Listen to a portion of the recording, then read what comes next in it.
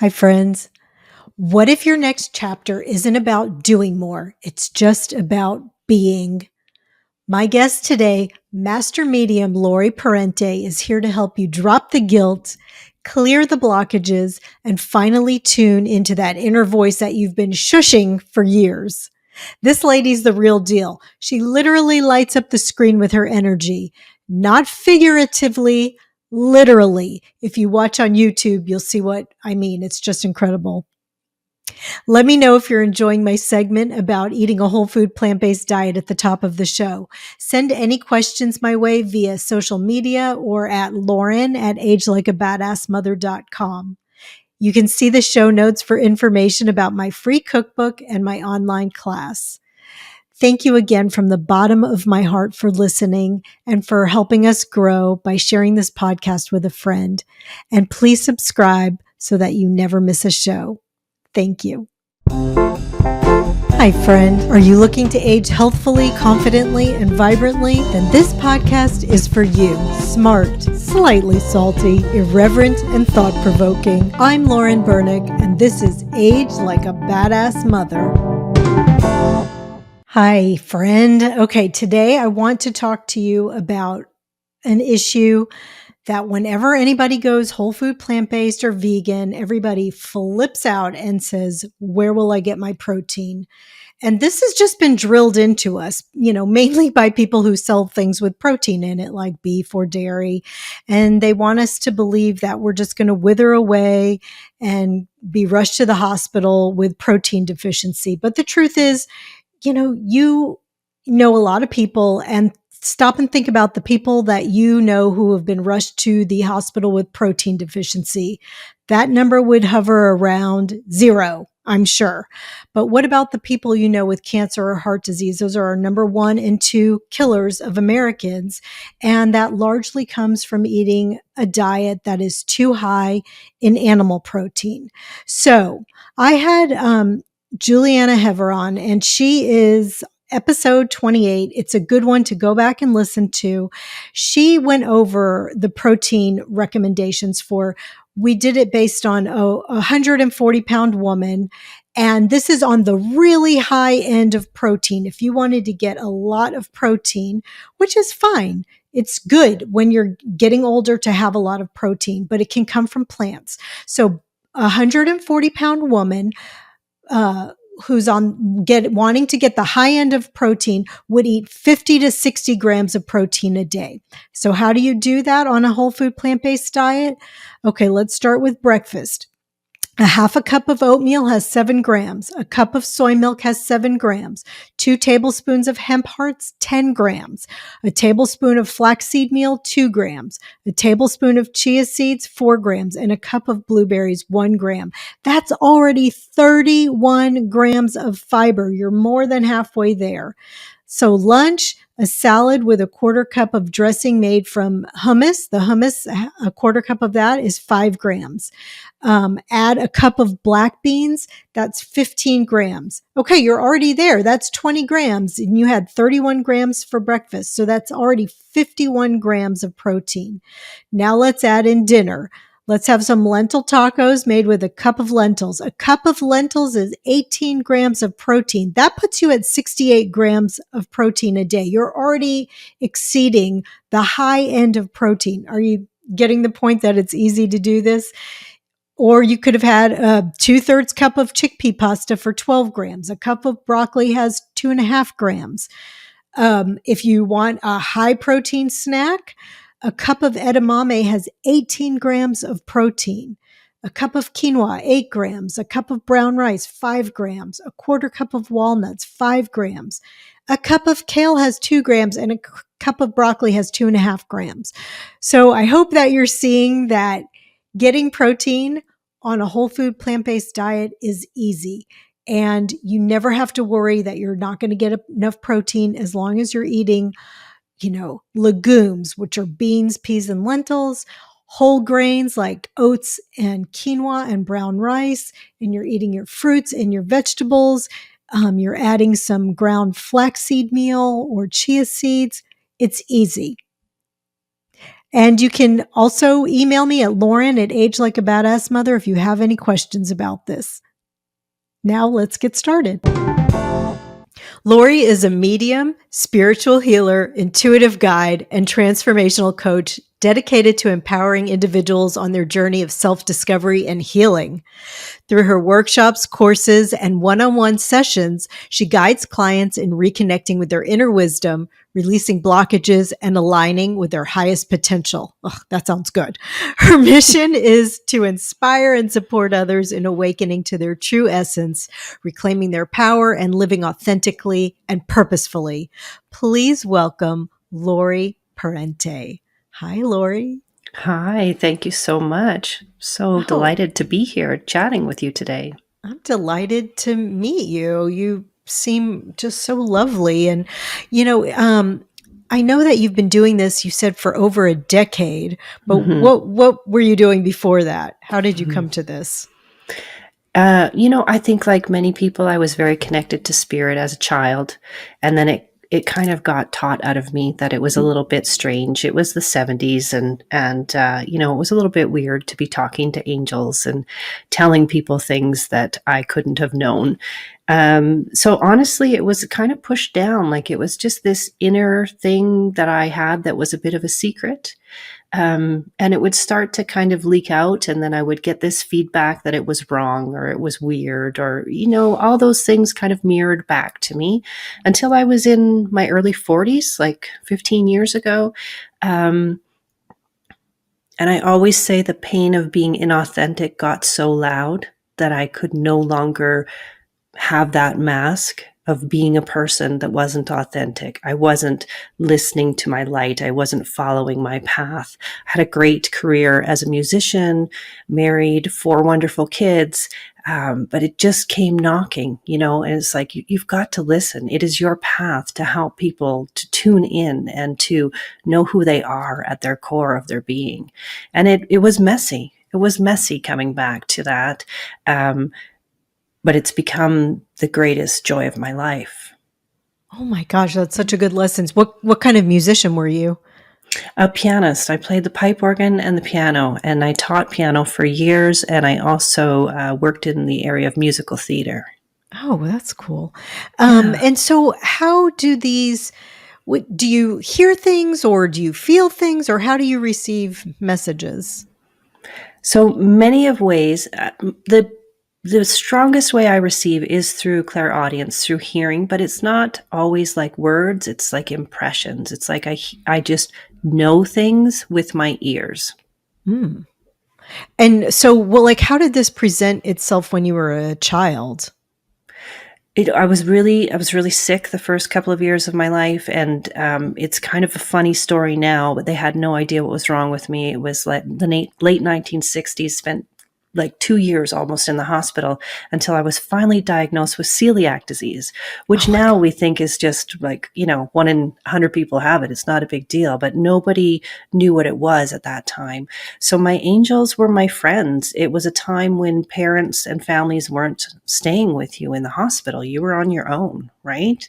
And I think my mom was able to come up for 20 minutes every day or something like that. Oh, that and so the crazy. Angels were my pprotectors, my playmates, my healers. And so when I came home from the hospital, I have so many memories of just, being with my angels all the time, until I think around the age of 5, where it was like, okay, time to stop playing make-believe. It's getting a little weird, right? Somebody told you that? Yeah, there was an incident where there was I must have been 5 because I hadn't quite gone to school full time yet. And there was a huge angel on the neighbor's lawn. And I told the neighbor that meant that somebody was going to cross, that somebody was here to bring them home. And you were 5 telling this to the neighbor? Like a grown up?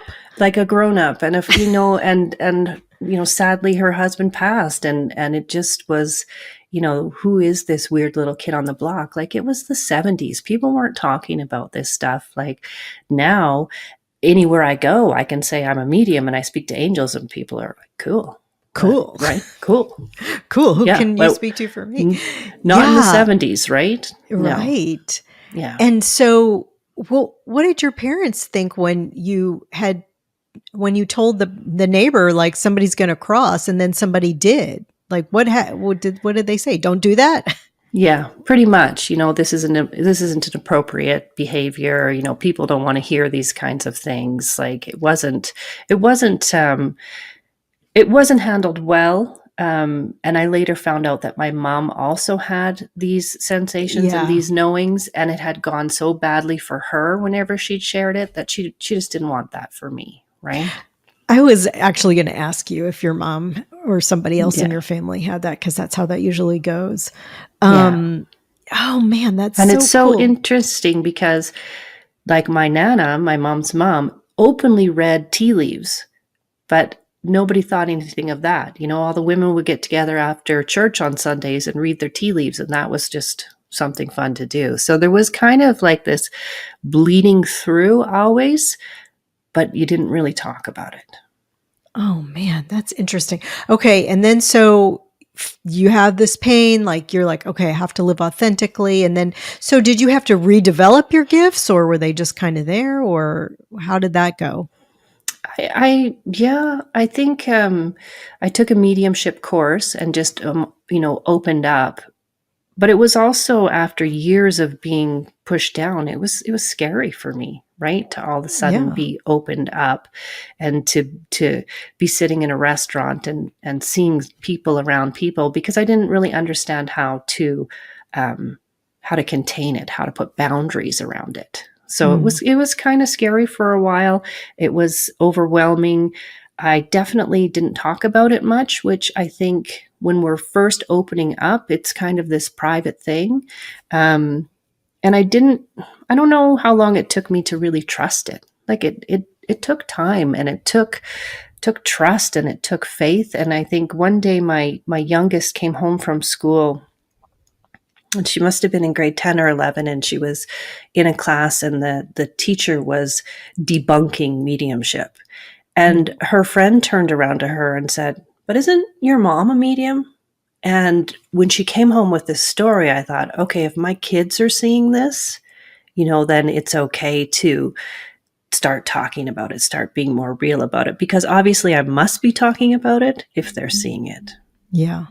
Gosh. And so, you keep talking about angels. So do you see angels then? You see them around people, or? I see lights, I see orbs, and I feel them. And I Ah, feel different colors, like different rays of angels. So the Elohim, the 7 rays of angels, I will see different colors. Like there's a lot of, I'll be out and there'll be a lot of orange around somebody, and then I can kind of know what the angels are helping them with at that time. what are I've never heard of that. The Elohim, the seven angels, or can you tell So us what those? yeah, though the Elohim are like the 7 rays of light, the 7 sacred fires. You'll hear some people call them. So a lot of people are familiar with um, the violet ray of transmutation, or the green ray of healing, or the white ray of faith. So it's like the 7 different colors, and the Elohim are a group of angels who look after these flames of light. Oh, wow. I never heard of Yeah. that. Is there, do you see anything around me like a certain color? There's some pinks, and definitely some there was some oranges coming through. Yeah, there's lots of colors, and there's lots of orbs. I think that you have a large team on the other side. So you've had some grief, you've moved through some losses, and they're definitely, always with you, but I think you feel that. Yeah, for sure. Yeah. What is orange and pink? What do those mean? So orange it can be a couple of things. Usually it's about courage. Usually that you're going through something that requires a bit of more of that heart courage. And the pink is the unconditional love of knowing that no matter what you're going through, you are okay. Yeah, I think that Yeah. that's actually pretty true. I think the courage is, this is something the main reason I brought you on is because I feel like this is such a time in lives, especially women, like, their 50s or beyond, that we finally do get a chance for ourselves to move forward and to choose what we want to choose. And I guess, this is a fairly new move for me to have a podcast. It's been about a year, and I'm writing a book, and I'm really I am in a new phase of my life, and it does take daily courage talking myself through it because it's difficult to change.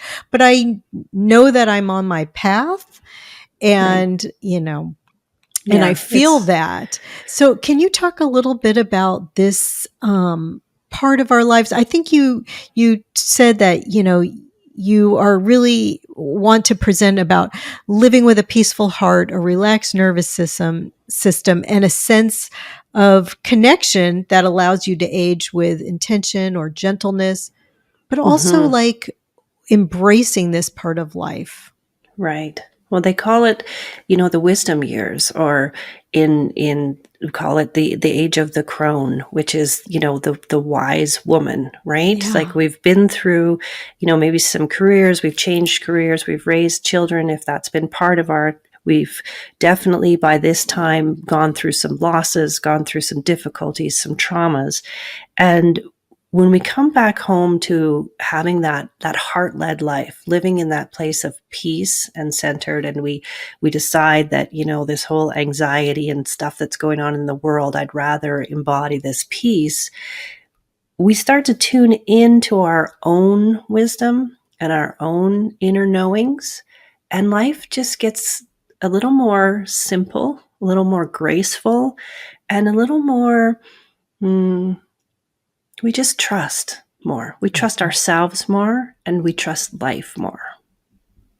Yeah, that's really true. I think that's been the biggest gift, is to feel like I don't need to look to other people for answers. They don't know better Right. than I do about myself or where I'm going or what I'm doing. And I feel like this is the first time in my life that I really trust myself like that. And that Right. is so beautiful to have that. What, I mean, what, oh, go we ahead. get beyond that phone a friend, when we were in our Right, 30s or 40s and we're trying to figure stuff out. We phone a friend and we talk it through for 2 hours and right. blame everybody else and don't take responsibility. And then we come into this wisdom, this wise heart, where we take responsibility for who we are, how we act, how we interact. And we know that it's our inner knowings that matter. But what do you say to somebody who's not quite there yet, who maybe hasn't learned to trust his or herself yet? How do you learn that, or what do you do? I always say find a tool that works for you, whether it's, start with a guided meditation, start with some breath work, start with something that stills your mind, because it's everything that you're thinking that's distracting you from that inner voice. Find a way to, some people like get out in nature, touch a tree. How do you get to that point where your thoughts just slow down enough that you can hear your heart?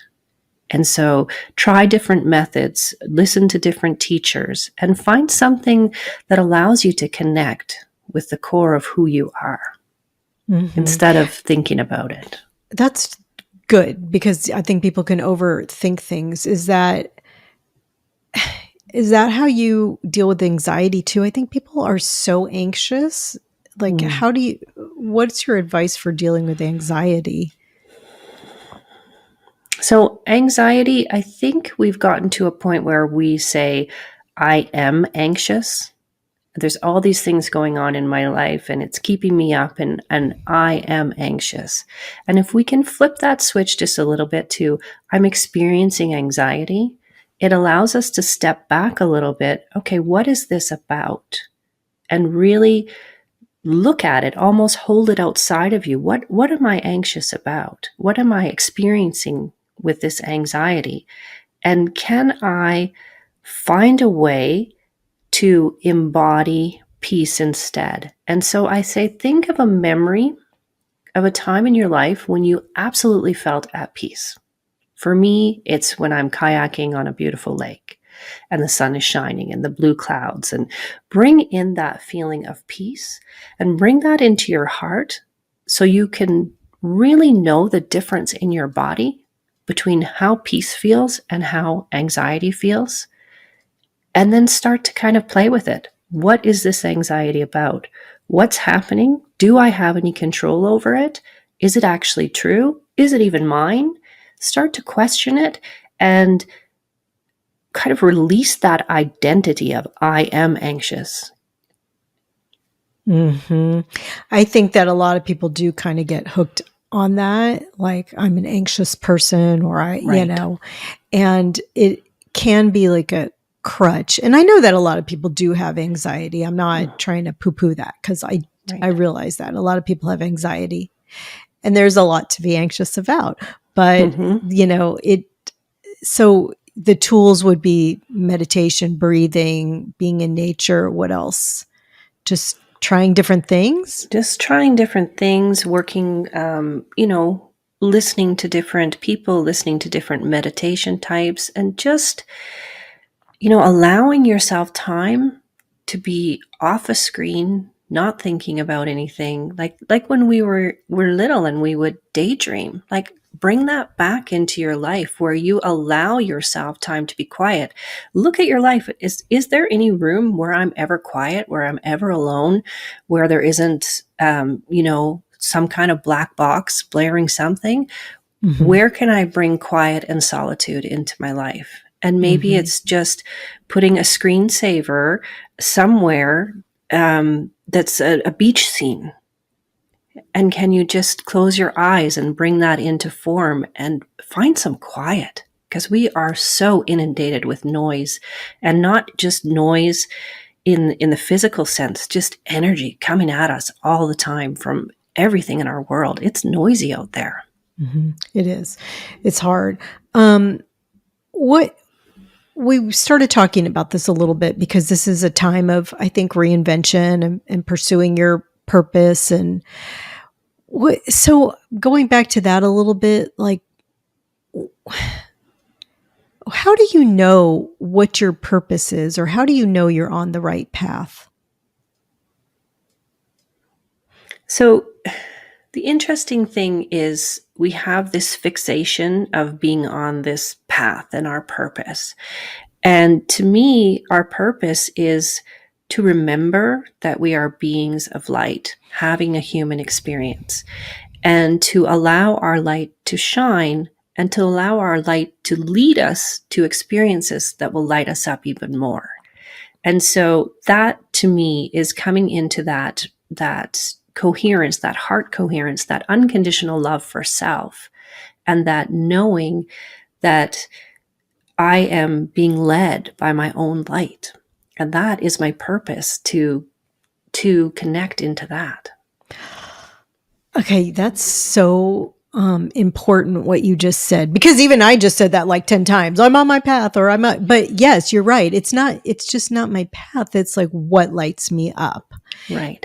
And this is the kind of thing that lights me up, talking to people, sharing ideas, trying to help expand other people's, consciousness, or showing them what's out there. So that's really it. Just like tuning into like what makes you happy when you get excited talking about something, that kind of thing. Is that what you're saying? Right.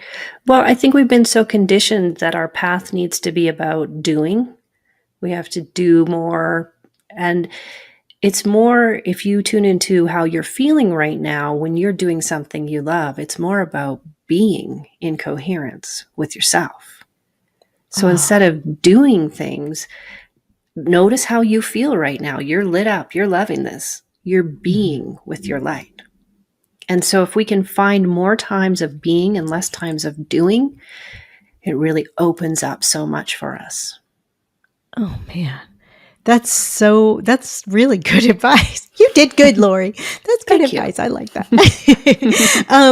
I feel like the same thing, like how do we get clarity? Like when it's time to make a big decision, when we were talking about trusting yourself before, is that kind of the same thing? Is your advice for everything just be quiet, listen to yourself? Right. Is that kind of like everything? Well, I mean, we have this tool within us called discernment, and we're getting a little bit better at it. And many of us will know when we make a decision when it feels like it's not in alignment, and then we'll correct course afterwards. But there is a way to make the decision in the first place. And that is just a little bit of looking at, we'll be thinking through something, and we'll know what our head is saying. And then we just take a breath, put your hands on your heart, feel your energy move into your heart and say, I know what my head says. What does my heart say? And your heart will always give you the answers that will lead you to the most expansion. There will be times when you'll go, I don't want to do that. I mean, you have free will. You don't have to follow it, but you will find that road a little bit bumpier than if you followed what your heart said. So you're saying that you should listen to your heart? Your heart is so over your head. If you think about something right now where you're trying to make a decision in your life and you just, okay, I've thought these same thoughts about it 1,000 times. I know what these thoughts are. And if you put your hand on your heart and just feel your energy come down, just ask your heart, what do you think? What do you say about this? You'll get an answer that's completely aligned. And then the trick is to trust it. And then to trust. Yeah. It's all the things we've been learning. Like I think we are getting better at it. I think so too. Because we know what it feels like when things aren't aligned. And we think, why did I come down this road? And then we have the tendency to kind of beat ourselves up a little bit, which is hard on us. And if we can, when we make a decision that isn't aligned and we're like, okay, this isn't working, can we just say, okay, I tried it, didn't work out, let's go somewhere else, instead of beating ourselves up. Right. Because it always teaches us something. We always get something else for our toolbox, like you were saying. It's never a wasted lesson or moment or anything like that. What do people come to you for? What are, like, when they come to and also what's going on with your light? Is that something you're doing, or is your... No, it's as I speak and my light changes, and it's always moving and changing. Okay, because I've been trying to ignore this for a long time, and I'm like, maybe she has a light in there, but no, your light, if you guys are not, most people are just listening, but if you're watching this on YouTube, I don't know if you'll be able to see this, but her light is literally changing. It keeps going from like a whitish to an orange to a like, it's literally just keeps pulsating. I mean, thought for a while that it was, like my light. And so I've tried many different lights. And then I realized, no, it's just my being. I mean, it's crazy. It's like a disco in your thing. It is. Yeah. People will stop me and say, do you know, like, there's like so much pink around you, or do you know, like, I can see your arm. Sometimes when my arm moves, you can see like white around, like the luminous. Anyways, oh my gosh. It's yeah, I did just see that when you put it down. I didn't see it at first, but when you put it down, I did see it go. Okay. Because we are luminous beings of light that are larger than our physical being, right? And the more that we step into our light, the more that other people begin to see it. And then that light starts to remind them of who they are. Okay, this is crazy. Like, this is not... This isn't really the conversation that I thought we were going to have, which is great, because I always love just seeing where, I think we both said that. Let's just see where this goes. Because, I know, and also I know there's people going to be like, all right, I'm not listening to this one. These people are crazy. And that's fine too, because we want the people to listen who need this, or who think, okay, that makes sense. Like, to be a luminous being and to step into our light. That makes sense to me. But like, I can literally see it with you. This is so nuts. So this happens in person too? Like people can It see does. lights around you? Yeah, it does. Oh, And and I that's think this just is your energy? where we're all, if we're talking, we're on this ascension timeline, moving into, we've all heard of moving from 3D to 5D. We're just stepping more into being our luminous selves. And so our eyes, the rods and the cones, are now starting to be able to see it. Oh. Mm-hmm. Because we're all upgrading, right? And we feel this in our world. That's why we feel such a division in our world, like everything's black or white, because it feels like there's these energies that are playing out that are just like these fight, good, bad, right, wrong energies. But then on the other side, we're feeling like this light and this peace and this we can kind of see both ends of the spectrum right now. Yeah. How do you Mm-hmm. even reconcile that? Because there is so much going on that seems like it's really an upheaval. And then there is that same thing where you, like this, where I can literally see your light shining Mm-hmm. out of you. How do you reconcile that? What is going on exactly? Well, I think we get to a point where we decide where we want to focus our energy. So for me, I'm very much focused on the light. It's not that I don't know what's going on in the world, but when I know that there's pockets of energy around the world where people are suffering, I'm sending light. Like I'm very much focused on the light. So because where we focus, then that energy expands in our physical life. So if we're focused on all the drama and the trauma and everything going on, then we will be reflected more of that in our lives. And we've all been Mm-hmm. in situations where we've really gotten into somebody else's stuff and then we start to feel it ourselves in our own lives. And we get to choose, am I going to focus on this or am I going to focus on the light? And once you start to focus on the light, you notice that there's so much more light in this world. There's so much more light in people than there is the drama and the trauma and the grief. Yes. The light is so expansive and exponential once you start to put your focus there. Mm-hmm. And I'm sure you feel the same way. I feel like a lot of this anger and divisiveness is manufactured Mm-hmm. for the benefit of people in power. It helps them, like when we're all divided. But then you see something like a terrible flood or a fire on TV, and you just see everybody running to help each other, and they don't stop and say like, "Are you Democrat or are you Republican?" Like they just run to help each other. Like when you're in a pinch, people know like, oh, we're just people, we're just humans, Right. and you do see that. Oh, and so I guess you're saying light begets light. So if you're Mm-hmm. just focusing more on and what can we do to do that? Just really start to notice the good things, or Right. how do we But, do that? I mean, the whole gratitude word sometimes gets a bad rap, but it's finding things that are. Well, I'll give an example. Someone reached out to me the other day and said, I just feel so alone. I can't find any light in my world. I said, find three things, even if it's your pillow, even if it's your toothbrush, even if it's the glasses on your face, that make your life better, and focus on those instead of focusing on everything that's not going right. And that's kind of the essence of gratitude. Where can you find things in your life? Like, do you have a roof over your head? Do you have food to eat? Do you have fresh water? Can you wash your clothes? Like all the things we take for granted, and start to focus on that and those things and just notice how that feels in your body.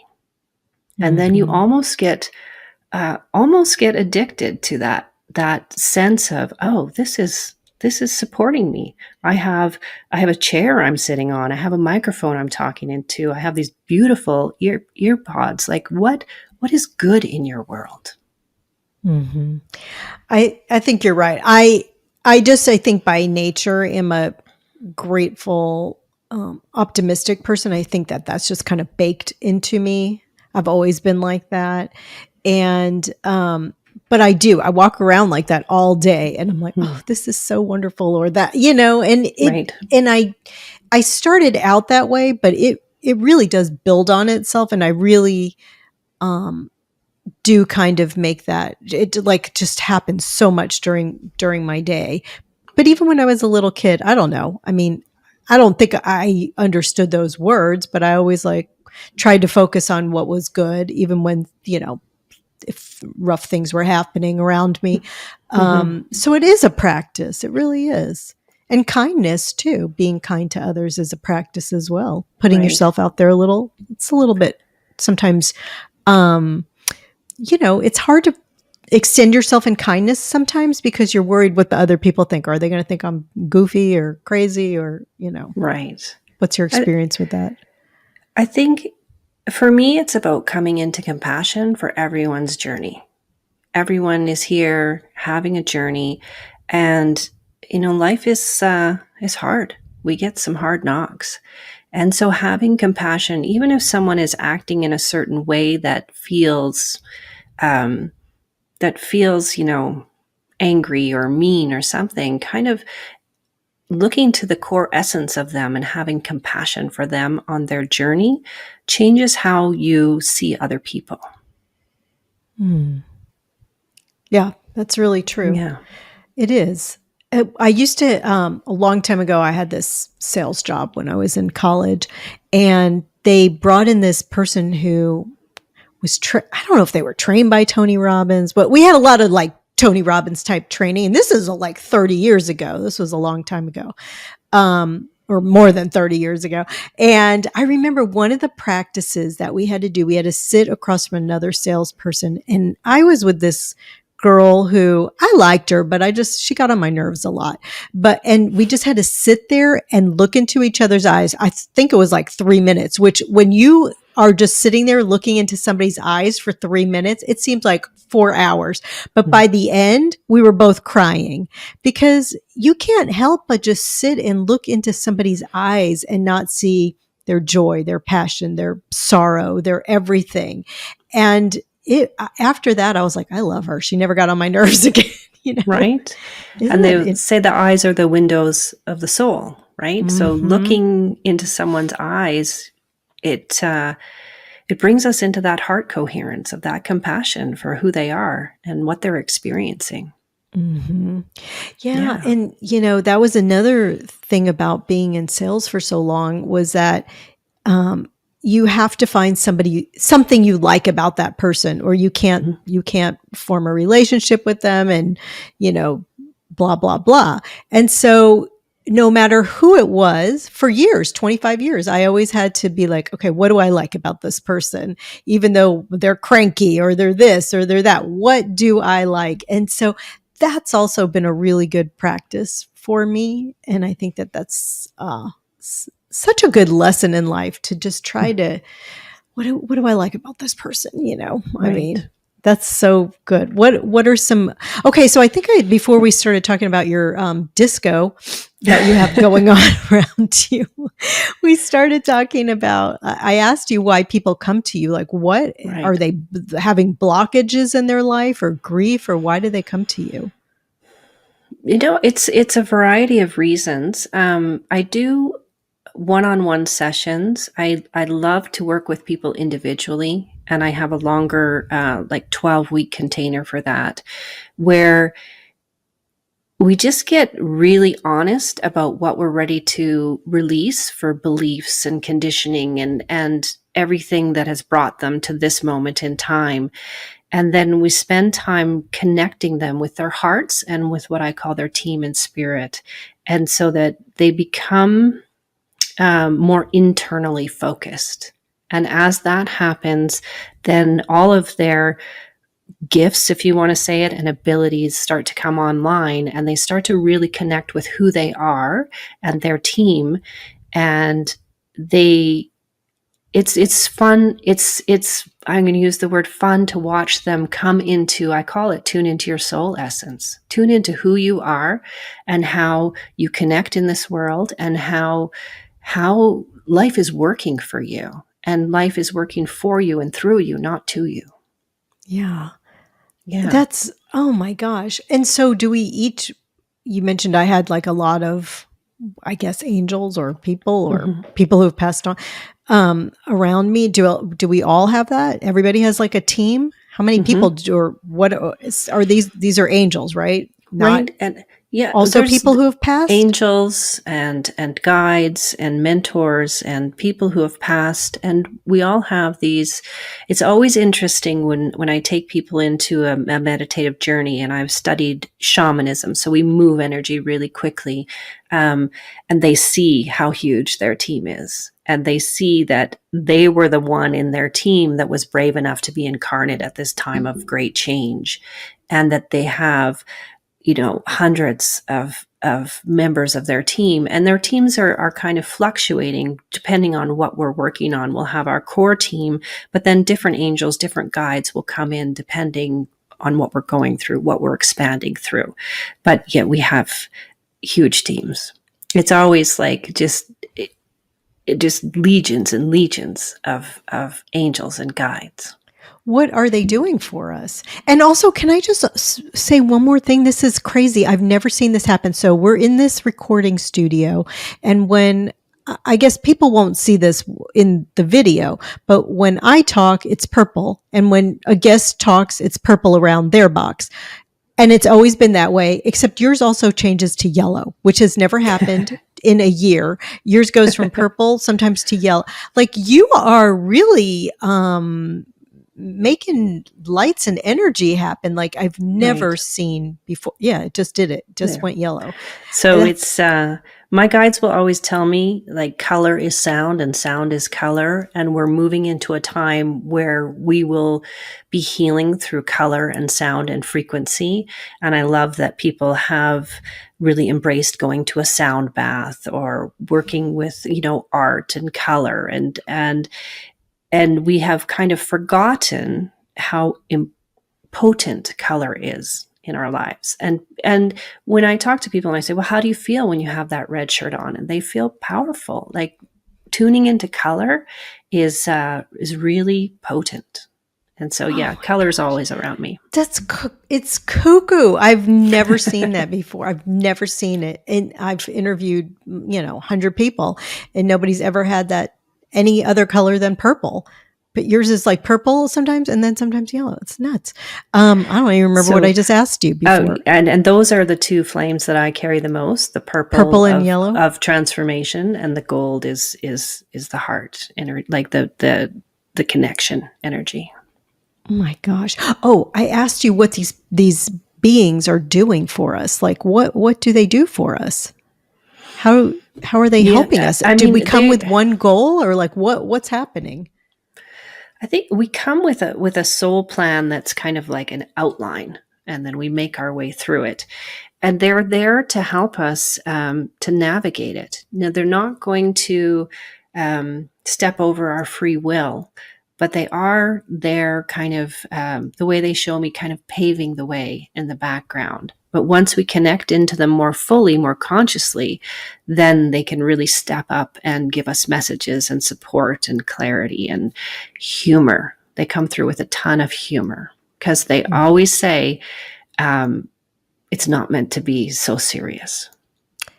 You're here to that's a play, you're here to experiment, you're here to have fun. But somewhere along the line, it's become this serious business of life. Do they put people in our paths? Mm-hmm. Yeah. Yes, yeah. For Like sure. If we're asking something or we're thinking about something, and think about when has happened to you, and then all of a sudden you overhear a conversation and you're like, oh, that's what I was just thinking about. Or a friend calls and they have the same kind of experience, or you see a license plate, or you see a billboard, or a song comes on. They're helping to orchestrate that all the time. okay, yeah. So the things that I think also we've had enough life now to know that okay, these aren't all coincidences. We all are starting to recognize that. But so that's what they're doing. They're helping that. And Yeah. are these also like relatives and ancestors and people who have passed on? They Yeah. can be for sure. Yeah. My mom passed when I was in my mid 20s, and she's definitely very, very present for me, and always has been. And then I will often connect into a team of what I call the ancestral grandmothers, and they are just like everyone's grandma, right? You know, they're the wise ones. They're the ones that I'll go to for wisdom. And it's something that I work on in my course. I help people to build like this inner soul sanctuary where they can go within and meet with whoever they need to meet with, and chat and get clarity on things and support. And it becomes like this, our inner life gets more important, and then that starts to be reflected in our outer life, if that makes any sense. I like, can you explain that a little more? Yeah, it's a little bit of a, so one of the ways that it becomes easiest for me to explain is like to explain my soul sanctuary or some of my clients. So it's always about going to a place within where that feels just wonderful for you. So some people will go into a cave or into the water or on the clouds, a crystalline city. Like mine is like a cabin in the woods. But this Okay, so cabin in you're the doing like a woods, meditation and right? then just okay. Yeah, this cabin in the woods is also on the Amalfi Coast when I go off the balcony, Uh-huh. right? Uh-huh. And there's a yellow brick road that I go down, and then there's a big tree that I talk to, and there's water and there's standing stones. So we build this out so that has our mind can get on board and trust it, because our mind always needs to be on board.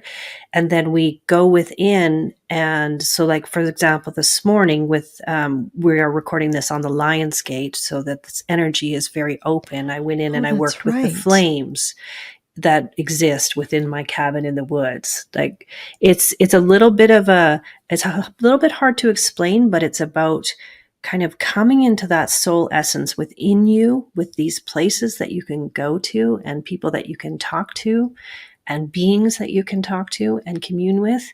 And it's pretty exciting.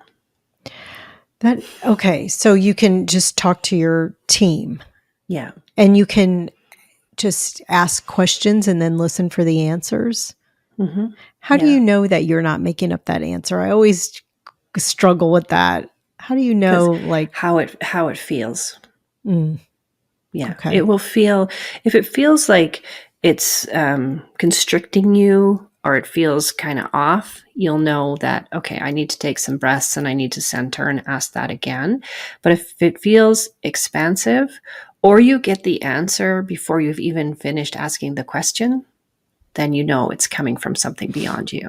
What else should we know about this team or these beings that help us or connecting with them? Is there anything else that we should know? Take a look at your dreams. What are you dreaming about? What's coming up for you in your dreams? Because this is another place where we're connected, but maybe we're not remembering. We're not totally conscious of what's happening. And take a look at them from the perspective of, oh, is there someone trying to help me, bring me messages in this dream? Is it something that's helping me to expand in some way? Oh man, it's hard to remember your dreams sometimes It though, is. isn't it? How do you can you do like some kind of exercise or meditation to try to remember your dreams better? I have a meditation. It's called Dream Waker, and it's on Insight Timer. Oh, you do? I use Yeah, Insight Timer. I would just there you used go. it this morning. There you go. It's called Dream Waker, and it's, if you Okay, listen to it Dreamwaker. before bed, it helps you to kind of become more conscious of your dreams, more of that lucid dreaming. Is that the only one you have on Insight Timer, for those of you who don't know, is an app that you just can put on your phone. And there's a free version, there's an upgraded version, but yeah. Yeah, I just have recently gotten on it. It's only been a month or so, and Okay. I think I've got a meditation to meet with a loved one in spirit. So to go through and meet with a loved one. And then I also have, I'm not sure if you've ever heard of it, but some light language activations. If you've ever heard of light language. Um, I'm not sure. I guess not. What's Yeah. that? Yeah. So light language is a cosmic channeled language. It comes through my angelic being, and it's a language that bypasses the thinking mind and goes straight into our energetic bodies. So it's all about healing and activation. Oh, So wow. it's a form of channeled healing, is what it is. Okay. And so we can find all of those. Can we just search you by your name on Insight Timer, or? I believe so. Yes. Okay. That's so cool. All right. Mm-hmm. Well, is there, what's your just one best piece of advice then for aging well? Find ways to be at peace, to be still, to calm the anxiety that you're experiencing, and just be really super kind to yourself. Yeah. I think people are not kind to themselves. People say things to themselves that they would never say to another person, right? Yeah, I always say if we said half the things we say to ourselves, we would have no friends. Right. Yes. I think that's really good advice. Is there a best piece of advice you've ever received? Oh my gosh.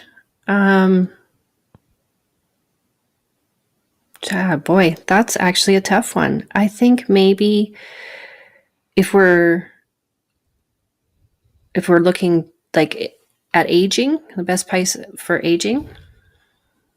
It doesn't have to be about aging. Yeah. It can be anything. I think it's just about loving and trusting yourself, because when you love and trust yourself, you love and trust others, and you love and trust life. Mm-hmm. And I had a teacher tell me that once, and I thought, yeah, I think that's what it's all about. Yeah, it seems so. And then what do you have a favorite health or beauty product? I'm all about, I think there's a lot of toxins in our world. So I'm all about trying to do everything as organic and toxin free as possible. I'm Canadian. I can tell. There is a beauty line called Beauty from Bees that Beauty from Bees that a mom has made. She lives in a small town in my province, and her first child had terrible allergies, and so she came up with this entire non-toxic organic line of skincare and hair care and makeup. And she's got my undying devotion. Yeah. Well, you have luminous skin. Well, it's probably just part of your disco going on over there. Probably, right? You're glowing from the inside out from all your things. Do you have a favorite concert you've ever been to? Oh, I was lucky enough to see Billy Joel when I was like 19 years old, and he was just still and I mean, he's still wonderful now. But just being a pianist and watching him on the piano, and his songs are so about life. Yeah. I loved that. I'm a huge Pink fan, and I just saw her in a big stadium concert flying all over. Yeah, she's amazing. She does all the aerial acrobatics. Yeah, she's incredible. I love concerts. So I do too. I saw Cher back in the day. Oh gosh. That must have been wild. Yeah. Yeah, I've seen Billy Joel a few times, and he is incredible. Have you seen his documentary that's on HBO right now? Yeah, it just came out. Yeah. Yeah, I'm in the middle of watching the second one. It's long, but it's good. Long. It is. Oh, it is really good. And I would think I've actually seen Garth Brooks like 4 times. Oh, really? What a showman. Yeah, he's a great showman, isn't he? I've never seen him. I would like to see him. I like him a lot, actually. Yeah. I was... my sister treated me to when he was doing his one-man show in Vegas, and it was just him and his guitar and a stool, and he told his life through song. It was incredible. Oh, I bet that was good. Yeah. Oh my gosh, your thing is flashing yellow. It's crazy. The frame on the thing that's supposed to be lighting up purple is yellow when you talk. I don't even know what to say. You're the real deal. I mean, honestly, do you know who Sophie Burnham is? She wrote, I think it's called A Book of Angels. Sounds familiar. Yeah, we had her on and she was talking about it, but she didn't light up different color. She's, but I mean, this is incredible. Well, Laurie, thank you so much for talking to us today. You've just been, I mean, to say you've been a light is really like an understatement. I love talking to you. Thank you. I'll have to have you back. You are so welcome. What an enjoyable conversation. Loved it. Take care. All right. Bye-bye. Thanks for listening, friend.